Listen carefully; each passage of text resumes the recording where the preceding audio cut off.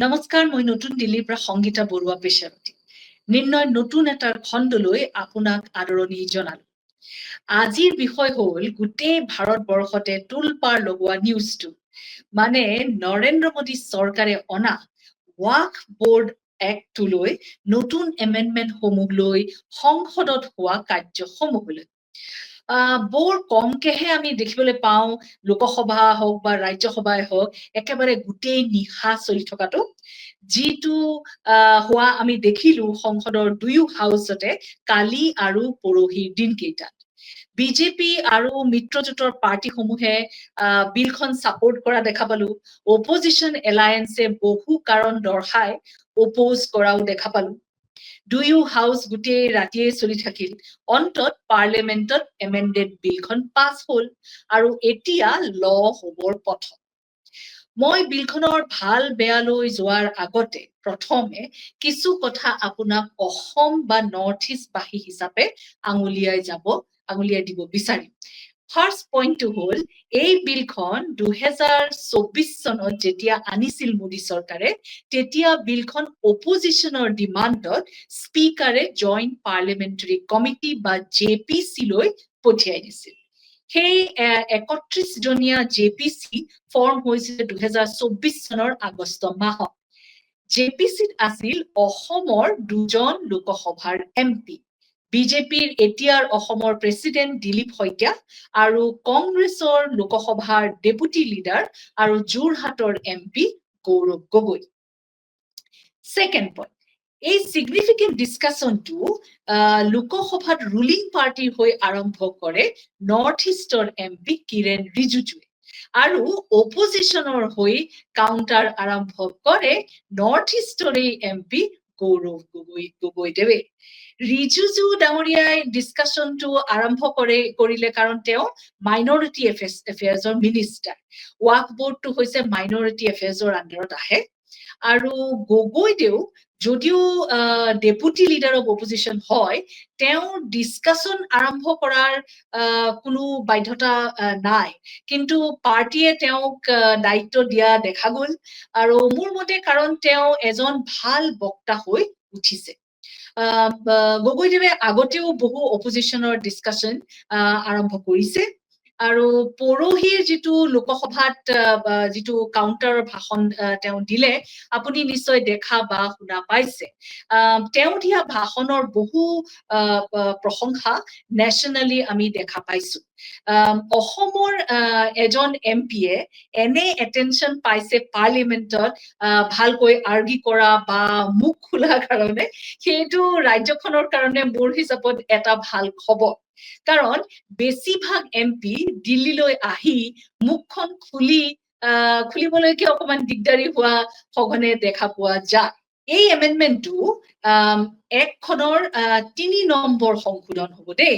প্ৰথমে 1995ত এটা ডাঙৰ এমেণ্ডমেণ্ট হৈছিল, আৰু তাৰ পিছত 2013 চনত হৈছিল মনমোহন সিঙৰ দিনত। মই কালি দ্য ৱায়াৰৰ এটা ডিছকাশ্যনত প্ৰশ্ন কৰিছিলো নোটেড কনষ্টিটিউচনেল এক্সপাৰ্ট আৰু প্ৰফেচাৰ ফাইজান মুস্তাফাক, যে এই সংশোধনটোৰ কাৰণে ইমান হুলস্থুল কিয় হৈছে, যদি আগতে এমেণ্ডমেণ্টবোৰ দুটাকে এমেণ্ডমেণ্ট হৈ গৈছিলে। তেওঁ তেতিয়া মোক কৈছিলে যে কাৰণ আগৰ বিপৰীতে এইবাৰৰ সংশোধনসমূহ ৱাকফ বোৰ্ডটো শক্তিশালী কৰি নুতুলে, আৰু সেইবাবেহে হৈছে। প্ৰফেচাৰ মুস্তাফাক JPCয়েও মাতিছিল আলোচনীৰ কাৰণে, সেইবাবে তেওঁক কোৱা কথাখিনি অকমান এক্সপাৰ্ট কমেণ্ট বুলি ধৰিব লাগিব ইয়াত। তেওঁ বিলখনৰ কিছু ভাল কথাও মোক কৈছিল, আৰু তেওঁ মোক কৈছিলে যে এতিয়ালৈকে দেখিবলৈ পোৱা বেছিভাগ ডিছকাশ্যন বা কমেণ্ট এই বিলখন লৈ ইয়াতো অতি নেগেটিভ আৰু ইয়াতো অতি পজিটিভ, কিন্তু এই বিলখন নিগেটিভ আৰু পজিটিভৰ মাজত থিয় আছে। বিলখনৰনো কি ভাল ৰুলিং পাৰ্টিয়ে নেতাসমূহে বৰকৈ কৈ আছে যে পাৰ্লিয়ামেণ্টত মহিলাও ৱাক বোৰ্ডৰ মেম্বাৰ হ'ব পাৰিব এতিয়া। সেইটো নতুন কথা নেকি? তে প্ৰফেচাৰ মুস্তাফাই মোক যিখিনি কথা ক'লে এই বিষয়ে অকমান তেওঁক হিন্দীতে মোক কৈছে, এই কথাটো আমি অকমান শুনোচোন। আৰু বিলখনৰ কিছু ভাল এমেণ্ডমেণ্ট যদি আছে সেইবোৰনো কি তেওঁ তাকো কৈছে, অকমান মই আপোনাক শুনাবলৈ বিচাৰিম। देखिए संगीता जी, यही मेरा और लोगों का डिफरेंस है कि जो मुस्लिम पॉलिटिकल लीडरशिप है या मुसलमानों की धार्मिक लीडरशिप है, वो कह रहे हैं इस बिल में हर चीज खराब है, सरकार कह रही है इस बिल में हर चीज अच्छी है। सच्चाई बीच में है, कुछ चीजें इसमें अच्छी हैं, कुछ चीजें इनमें खराब हैं। कोई भी लॉ जो इंसान बना रहे हैं वो परफेक्ट नहीं होता है, फॉलेबल हैं ह्यूमन बीइंग्स। अब इसमें मैं आपको अच्छी चीजें बता देता हूं। जैसे इन्होंने ये कहा कि वक्फ जो है वो सिर्फ ओनर ही करे पाएगा, ये पहले भी लॉ था, लेकिन आपने चलिए अब डायरेक्टली उसे लिख दिया। এই এক্সপ্লেনেশ্যনটোৱে আপোনাক নিশ্চয় বিলখন বুজাত সহায় কৰিব। বহু মানুহে ৱাক বোৰ্ড প্ৰাইভেট কিবা মৌলবীয়ে চলোৱা সংগঠন বুলিও ভাবে, সেইটো এটা সম্পূৰ্ণ ভুল কথা। ৱাক বোৰ্ড হৈছে সম্পূৰ্ণ চৰকাৰে পতা এটা ষ্টেটুটৰী বডি। 1950তে আৰম্ভ হোৱা এটা অৰ্গেনাইজ চিষ্টেম। বোৰ্ডৰ মেম্বাৰসমূহ চৰকাৰে নিযুক্তি দিয়ে। বোৰ্ডৰ কাম হ'ল এই গোটেই দেশত যিমান মুছলমান সমুদায়ৰ ৰিলিজিয়াছ বা নন ৰিলিজিয়াছ ডনেট কৰা প্ৰপাৰ্টি আছে, ডনেট কৰা প্ৰপাৰ্টি আছে, তাৰ দেখভাল কৰা। লোকেল লেভেলত অফিচাৰ নিযুক্তি কৰা হয় আৰু যাক অভাৰচি কৰে বোৰ্ডে। আৰু বেছিভাগ প্ৰপাৰ্টি নতুনকৈ ডনেট কৰা প্ৰপাৰ্টি নহয়, বহুত ৰজাদিনীয়া প্ৰপাৰ্টিও আছে।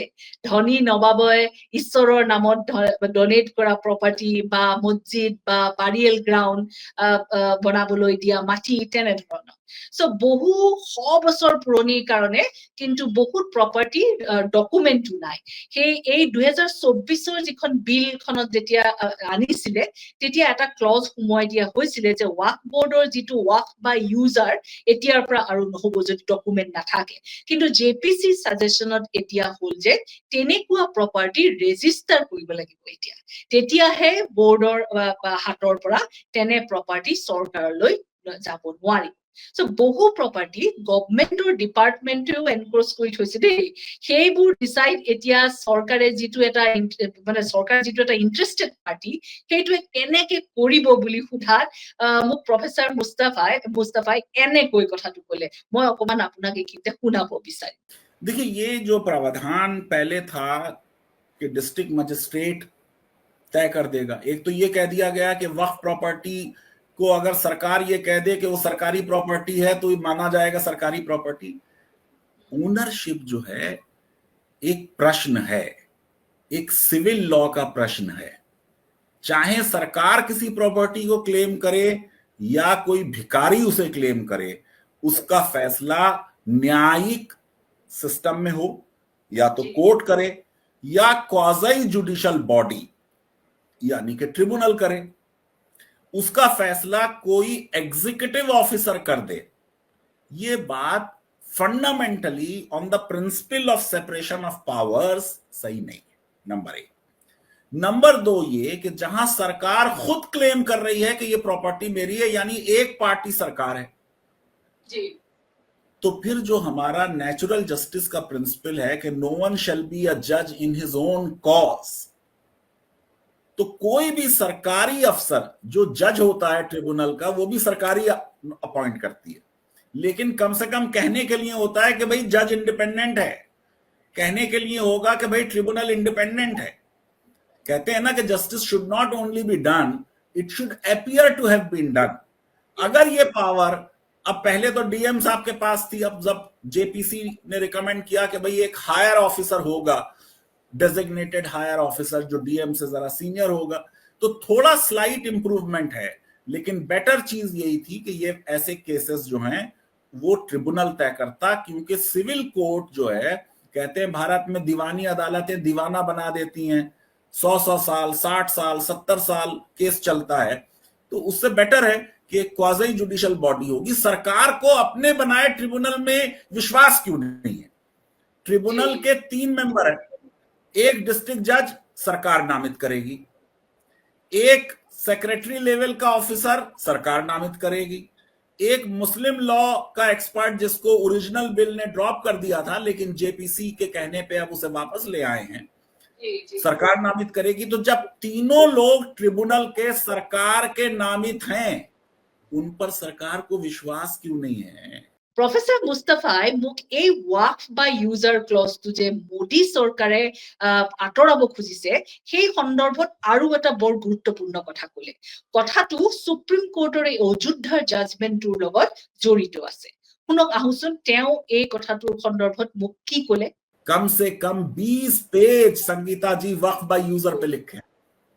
और आपको ताज्जुब होगा कि सुप्रीम कोर्ट ने बाबरी मस्जिद के केस में भी ये होल्ड किया कि मुस्लिम पर्सनल लॉ बोर्ड साबित नहीं कर पाया कि बाबरी मस्जिद is a Waqf by user. अगर वो ये साबित कर देते कि it is Waqf by user तो ये फिर टेम्पल बनाने के लिए नहीं दी जा सकती थी। তেওঁ ক'লে সুপ্ৰিম কোৰ্টে যে অযোধ্যা কেছটোত যিটো ভিত্তিত জাজমেণ্টটো দিছিলে মোদী চৰকাৰে অনা এই এমেণ্ডমেণ্টটো তাৰ কমপ্লিট অপজিট। বহুৱে ক'ব বিচাৰে যে ৱাক বোৰ্ডৰ দুৰ্নীতি বহুত হয়, কথাটো মিছা নহয়। বহু অফিচাৰ বা মেম্বাৰে অভাৰ দ্য ইয়াৰ্ছ দুৰ্নীতি কৰিছে, ঈশ্বৰৰ নামত দান দিয়া, লেণ্ড গ্ৰেবিং বা লেণ্ড হৰপ কৰিছে, ফ্লেট ঘৰ বনি গৈছে এনে মাটিত।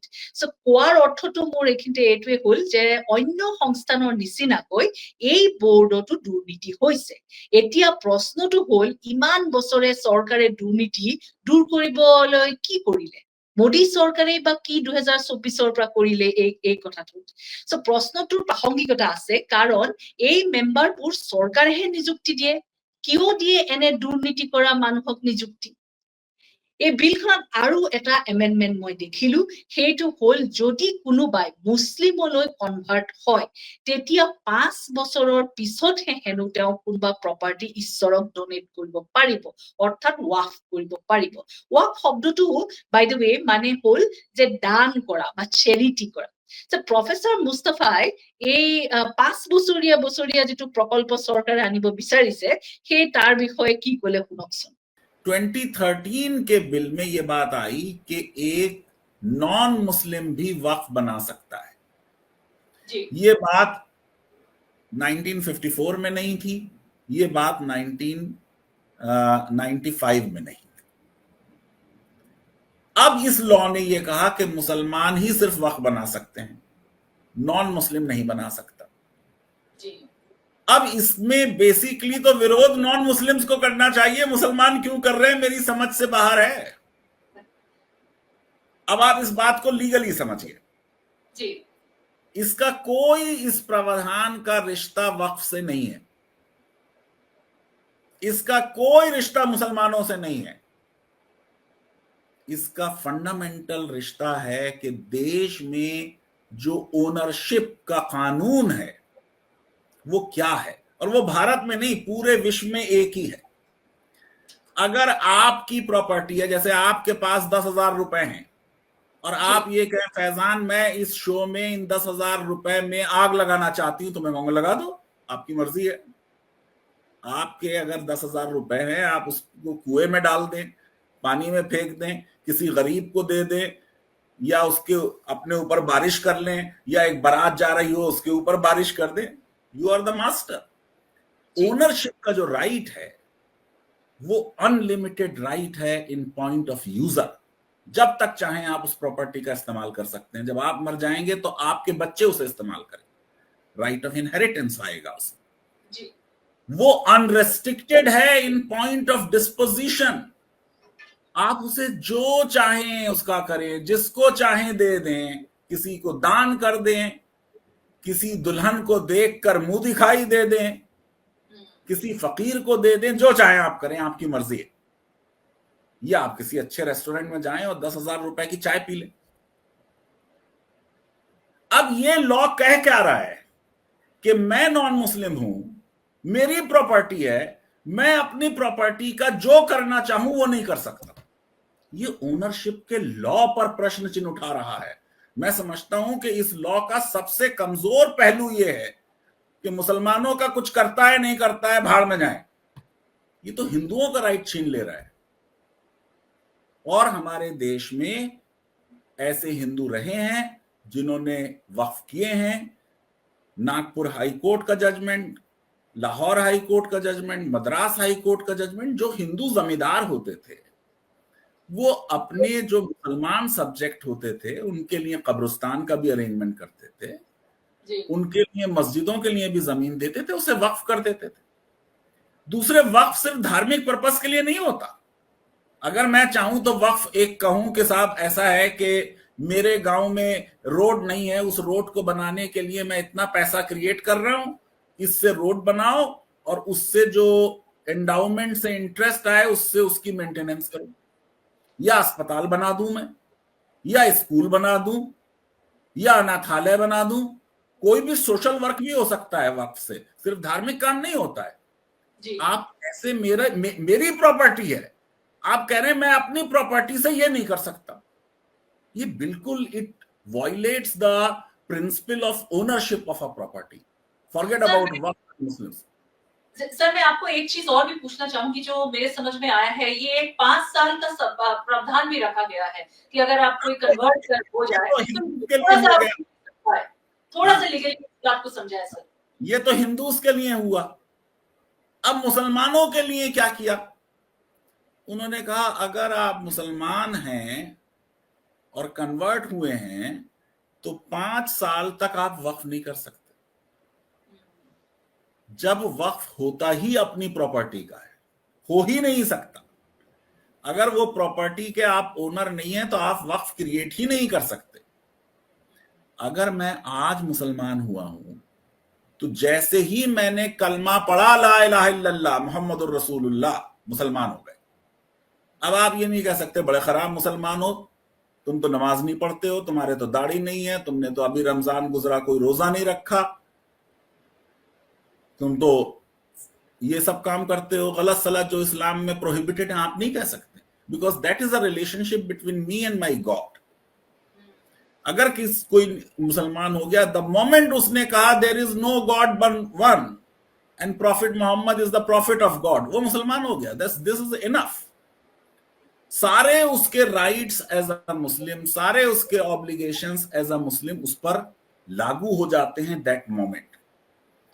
आज मैं आपको बड़ी जिम्मेदारी से कह रहा हूं संगीता जी, गो के कई बीजेपी शासित राज्यों में एंटी कन्वर्जन लॉ है, जिनको लव जिहाद लॉ भी कहा जाता है। गो के किसी भी लॉ में लव जिहाद शब्द नहीं आया।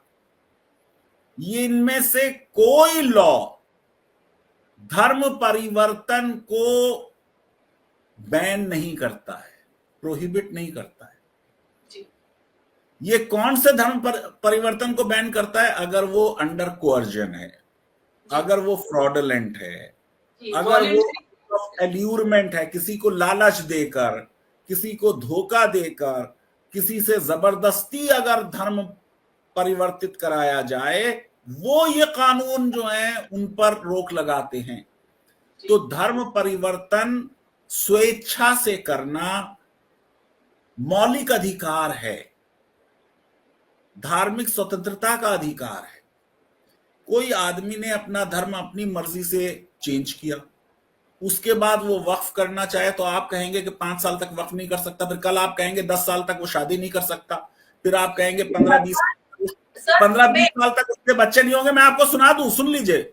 केस है हमारे देश में, Airport Authority of India versus Mirza. ये केस था कि एयरपोर्ट अथॉरिटी, वो जमाना था जब सिर्फ एयर इंडिया की मोनोपोली थी, कि एयर हॉस्टेसेस 4 साल तक नौकरी में आने के शादी नहीं कर सकती और फर्दर इतने पीरियड के लिए मां नहीं बन सकती। उस कानून को चैलेंज किया गया, एयर हॉस्टेसेस ने चैलेंज किया और सुप्रीम कोर्ट ने उसको निरस्त किया। उन्होंने कहा कि आप किसी के मां बनने पे पाबंदी नहीं लगा सकते हैं। इसी तरह ये कहना कि जब तक 5 साल नहीं हो जाएंगे, 5 साल में आप क्या देखना चाहते, मैं और फिर वही बात आएगी। ऐसा कोई कानून हिंदू रिलीजियस प्रॉपर्टी में तमिलनाडु में, कर्नाटक में, तेलंगाना में, आंध्रा में और राज्यों में नहीं है। वहां कोई भी नॉन हिंदू भी हिंदू टेम्पल्स के लिए, हिंदू इंडाउमेंट के लिए डोनेट कर सकता है। कितने मुसलमान बादशाहों ने हिंदू टेम्पल्स के लिए, फरमान मौजूद हैं, इंक्लूडिंग औरंगजेब तक का फरमान मौजूद है, टेम्पल्स को जो प्रॉपर्टीज दी गई और लैंड ग्रांट्स दी गई, कैसे दे सकते थे? इसीलिए दी गई कि हिंदू भी जो है वो मुसलमानों के लिए वक्फ कर देते थे, और मुसलमान भी जो है, जो अगर उनकी जनता हिंदू है तो उनके लिए उनके धार्मिक सेंटिमेंट्स को देखते हुए फैसिलिटेट करने के लिए कि यहाँ मंदिर बनना चाहिए। এতিয়া দেখিছো চৰকাৰেহে ডিসাইড কৰিব কোন কেতিয়া শুদ্ধ মুছলমান হৈছিল। চৰকাৰৰ ইয়াত কি কাম, অকমান ভাবি চাব কথাটো দেই। আমাৰ দেশত অকল মুছলমান সমুদায়ৰ মানুহৰহে পাব্লিক বা ৰিলিজিয়াছ প্ৰপাৰ্টি নিয়ন্ত্ৰণৰ হকে অনা এটা চেন্ট্ৰেল এক্ট আছে, বাকি কাৰ কোনো সম্প্ৰদায়ৰ কাৰণে নাই। যেহেতু সাবজেক্টটো কনকারেন্ট লিষ্টত আছে, তাৰ মানে ই ষ্টেটৰ ইস্যু হয়। সেইবাবে আপুনি দেখিবলৈ পাব যে কিছু সংখ্যক ৰাজ্যত কিন্তু হিন্দু মন্দিৰৰ বাবেও বোৰ্ড আছে। তামিলনাডু, কেৰেলা এইবোৰ ষ্টেটত আছে, কিন্তু সেই বোৰ্ডবোৰত কোনো নন হিন্দু মেম্বাৰ হ'ব নোৱাৰে। নন হিন্দু মানে জৈনো হ'ব নোৱাৰে, বুদ্ধিষ্ট হ'ব নোৱাৰে, এটা ধৰণৰ কোনো হ'ব নোৱাৰে। এতিয়া মোদী চৰকাৰে এই এমেণ্ডমেণ্টটোৱে কৈছে যে ৱাকফ বোৰ্ডত এতিয়া নন মুছলিম মেম্বাৰ হ'ব পাৰে। মই প্ৰফেসৰ মুস্তাফাক কথাটো সুধিছিলো, যিহেতু তেওঁ জেপিচিত আছিল, তেওঁ মোক এনেকৈ ক'লে। एक आपको अब तक नई बात बताऊं जो अब इस पूरी डिबेट में आपने एक हाउस में देख ली, दूसरे में हो रही है, टीवी चैनल्स पे, अखबारों में जी। स्टैलिन जो चीफ मिनिस्टर है तमिलनाडु का, उसने लेटर लिखा प्रधानमंत्री जी को इस बिल के बारे में कि इसे वापस ले लें। आपको मालूम है कि तमिलनाडु में, कर्नाटका में, आंध्र प्रदेश में, तेलंगाना में और कई राज्यों में जो हिंदू रिलीजियस और चैरिटेबल इंस्टीट्यूशंस हैं उनके बारे में कानून है स्टेट के। पहली चीज तो ये समझें कि जो रिलीजियस प्रॉपर्टी है डिफरेंट कम्युनिटीज की, उसमें सबसे ज्यादा रेगुलेटेड, मैं कहूंगा ओवर रेगुलेटेड, मुसलमानों की वक्फ प्रॉपर्टी है। यानी कोई सेंट्रल लॉ हिंदू प्रॉपर्टीज के बारे में नहीं है। आप जानते हैं जी। कि अगर पॉलिटिकली ये जो 3-4 स्टेट्स हैं, कर्नाटका और आपका तेलंगाना, वहां भी अपोजिशन गवर्नमेंट है, और स्टैलिन, इन्होंने हिंदू रिलीजियस प्रॉपर्टीज में अमेंडमेंट कर कर जो वक्फ बिल में प्रावधान लाए गए हैं वो प्रावधान ला दिए, तो किस तरीके से जो रूलिंग पार्टी है उसका विरोध कर पाएगी? जो चीज आप केंद्र में वक्फ लॉ में इंक्लूड कर रहे हैं, अगर उन्होंने हिंदू रिलीजियस प्रॉपर्टीज में वही इंक्लूड कर दिया, just to give you an example, कि कोई भी जो है नॉन हिंदू भी उसमें मेंबर बन सकता है टेंपल बोर्ड का। आज तो कानून ये है ना कि अगर बुद्धिस्ट और जैन और सिख, जो संविधान की हिंदू की परिभाषा है अनुच्छेद 25 में, वो भी मेंबर नहीं बन सकता है। कोई जैन और बुद्धिस्ट और सिख नहीं बन सकता है। फॉरगेट अबाउट कोई अब्राहमिक रिलीजन को मानने वाला बनेगा। तो कई प्रावधान इसके जो कंट्रोवर्शियल हैं वो इन लॉज में नहीं है। इसलिए सबसे बड़ी चीज तो ये है कि वन नेशन वन लॉ का प्रिंसिपल को हम अंडरमाइन कर रहे हैं। मेरे हिसाब से एक अपॉर्चुनिटी थी सरकार के बारे में कि वो एक यूनिफॉर्म सिविल कोड की तरफ अपना कदम बढ़ाते और रिलीजियस प्रॉपर्टीज के लिए, पूरे देश के लिए, हर धार्मिक संप्रदाय के लिए एक कानून बना देते। उस कानून का स्वागत होता। कोई ये नहीं कह सकता था हमें सिंगल आउट किया जा रहा है, कोई ये नहीं कह सकता था कि हमारे साथ डिस्क्रिमिनेशन हो रहा है, कोई ये नहीं कह सकता था कि साहब वक्फ के ऊपर इनकी नजर है, कोई ये नहीं कह सकता था। मेरे हिसाब से एक अपॉर्चुनिटी थी यूनिफॉर्म सिविल कोड की तरफ केंद्र के कदम बढ़ाने की। कुछ राज्यों में तो आप जानते हैं कि कोशिश हो रही है, उत्तराखंड ने भी लॉ बनाया है और गुजरात में लॉ बनने वाला है और हरियाणा में बनने की बात हो रही है। इसी तरह मैंने अपनी तरफ से स्वागत किया है, नॉन मुस्लिम्स अगर वक्फ बोर्ड के मेंबर बने या ओबीसीज वक्फ बोर्ड के मेंबर बने, क्योंकि जो देश की विभिन्नताएं हैं वो देश की हर संस्था में नजर आनी चाहिए। अगर कोई हिंदू प्रॉपर्टी के मैनेजमेंट का एक्सपर्ट है, कोई बहुत बड़ा आर्किटेक्ट है, कोई बहुत बड़ा सिविल इंजीनियर है, कोई एडमिनिस्ट्रेटर है, तो वो वक्फ बोर्ड में उसके आने से फायदा हो सकता है। তেওঁ কোৱা কথাটো বৰ গুৰুত্বপূৰ্ণ দেই, বৰ কনষ্টিটিউশ্যনৰ লগত জড়িত থকা এটা মনোভাৱ। যিহেতু ভাৰতবৰ্ষখন হ'ল এখন বহু ধৰ্মৰ মানুহৰ দেশ, তেওঁ ক'লে যে সেই বিভিন্নতাটো বা ডাইভাৰ্চিটিটো গভৰ্ণমেণ্টৰ বৰ্ডত দেখাটো এটা ভাল খবৰ।